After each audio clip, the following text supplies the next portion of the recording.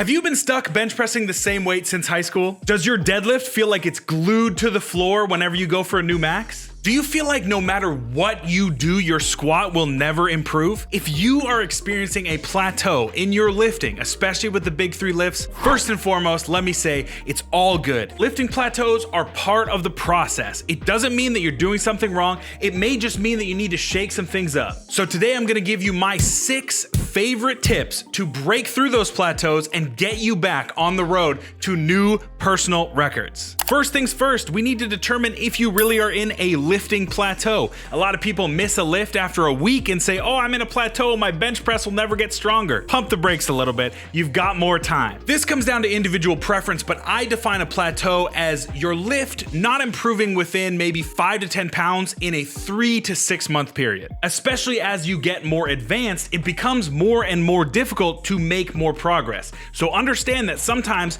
grinding through these 2.5 to 5 pound jumps is just part of the process. You're not going to see the same amount of gains that you did when you were a beginner. But if it has been 3 to 6 months and you really are not experiencing any progress, then the first thing you need to do is take a look at your programming. Are you just doing the same exercises, the same sets, the same reps every single week and expecting a different result? Well, unfortunately, that's not going to work anymore. You have to add some variety. When I talk about variety, I mean any number of things. It could be a variation on the main lift. So if you're really struggling with bench press, maybe you program some close grip bench or some Larson. Squat, maybe you do some pauses. Deadlift, maybe you switch from sumo to conventional or vice versa. We can't expect to continue to just hammer our head at the movement. At a certain point, that's just going to give us diminishing returns. We are not going to get as strong as we could be if we just grind ourselves on the main lift. Another thing to look at with your programming is if you're used to doing maybe 3 to 5 reps, maybe it's time to go into a volume block. Maybe it's time to increase your base of strength by doing maybe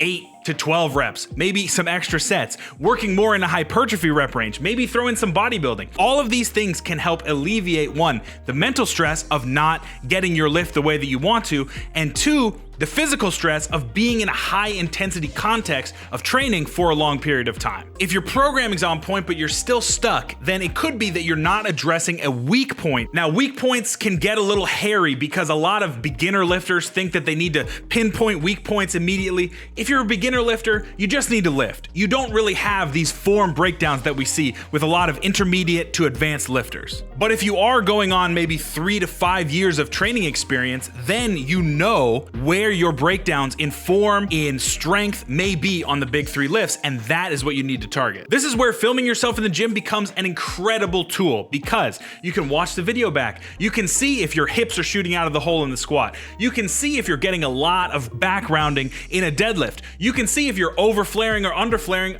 on your bench press. That way you have the physical evidence and now you can attack it. All right, you found your weak point. Now what do we do about it? Well, you could take one of 2 routes. If it's a technical thing, it could be that you're putting too much emphasis on a part of the lift that really shouldn't be involved. Let's start with the squat. If you are stuck in the hole of the squat and as you come up, your hips shoot up first instead of your entire body coming up at the same time, that's a technical issue that could be because you are not emphasizing enough of a change in momentum.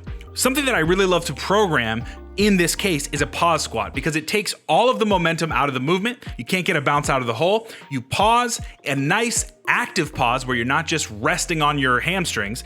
Nice active pause, and then as you come back up out of the hole, you emphasize not just your lower body and your lower back coming up out of the hole, but also the bar, the shoulders, this little triangle on your back where the bar is sitting, all coming up at the same time. This is a technical way to really break through that lifting plateau. It could also be that the muscles that you're using are just a little bit weaker. Maybe you have weaker hamstrings compared to your glutes. And so when you're doing your deadlift, you're not getting the same level of hamstring activation. That's when, again, looking at our programming, we need to add a little bit more volume to our hamstrings.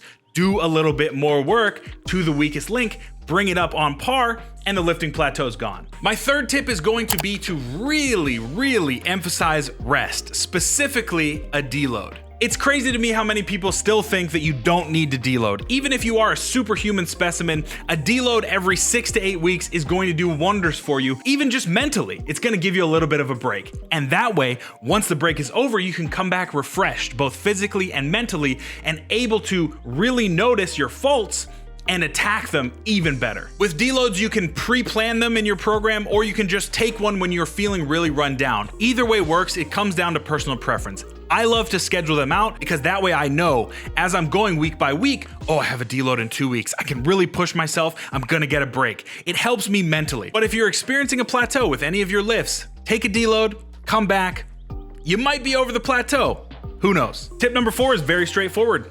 Eat a little bit more. Increase your caloric intake. Sometimes when we are experiencing a plateau, it's because our nutrition is not up to par with how we are pushing our body. So if you have some space to gain a little bit of weight, I recommend that you get yourself into a caloric surplus, get after it in the gym, and maybe, just maybe, if you get a little bit bigger, you'll break through the plateau. If you have a hard weight cap or you really don't feel comfortable at a higher weight, I definitely understand, but you can still get into a little bit of a surplus and try and see if you can gain maybe 3 to 5 pounds, because even a small surplus may help you with breaking through the plateau. The other thing you can look at is your pre-workout nutrition. A lot of people just go into the gym on an empty stomach or are not having adequate carbs to give them the resources they need to work hard in the gym.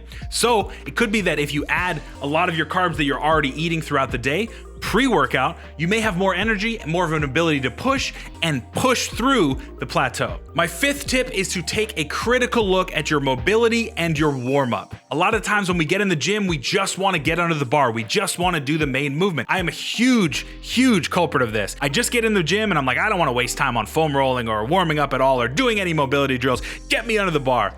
9 times out of 10, I feel really crappy for the first couple of sets, and then I kind of work through it. But I think if I emphasized a warm-up a little bit more, I'd have a little bit more carryover to my main lifts and not have to really shake the rust off every time I came in the gym. So if you are experiencing a plateau with a specific lift, and when you get to that lift, your body just feels creaky and crunchy, it might be because you're not warming up properly, or you don't have the mobility to get into the positions that you need to really emphasize the muscles that are going to push you forward in the lift. Adding specific mobility drills for tight hips, tight shoulders, doing some foam rolling, finding a mobility modality that's going to work best for you. I don't think that there's a one size fits all here. I think everybody has their own way of doing things. For me, I just like to get in, get my heart rate up a little bit, and then start doing some sets. For other people, they need to be foam rolling and doing mobility for 10 to 15 minutes. I don't want to judge anybody on that, but I do think that some form of mobility or warm up is incredibly important. And if you are experiencing a plateau,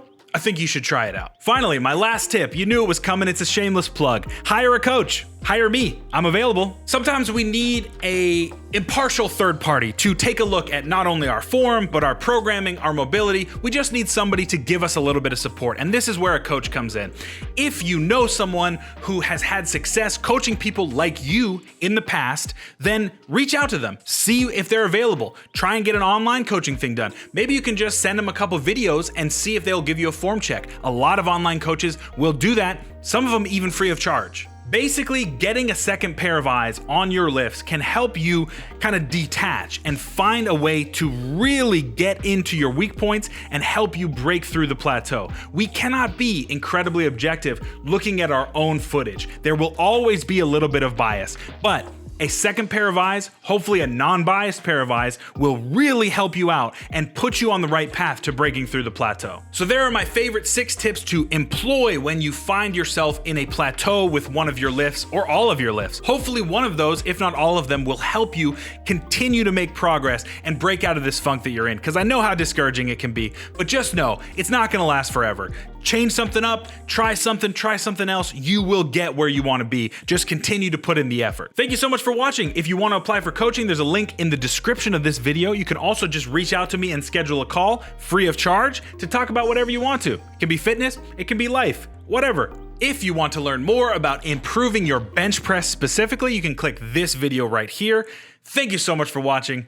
Get strong and stay strong.